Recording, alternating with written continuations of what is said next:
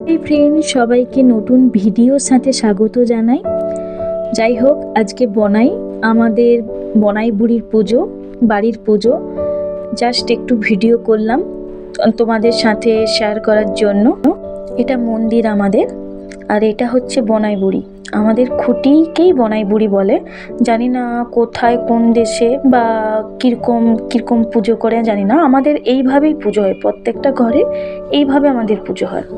আর এখানে পাখি, ঘর ইত্যাদি ছবি আঁকা হয়, মানে মাঠে যেসব জিনিসপত্র কাজে লাগে চাষ করার জন্য সেই সব ছবি কিন্তু এখানে আঁকে।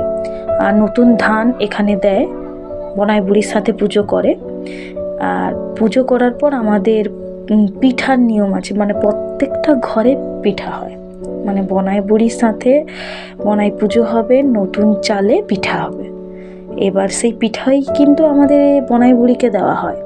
এবার জানি না কোথায় কীরকম হয় তা বলতে পারবো না, কিন্তু আমাদের দেশ মানে এই পাশের দিকে এইভাবে হয়।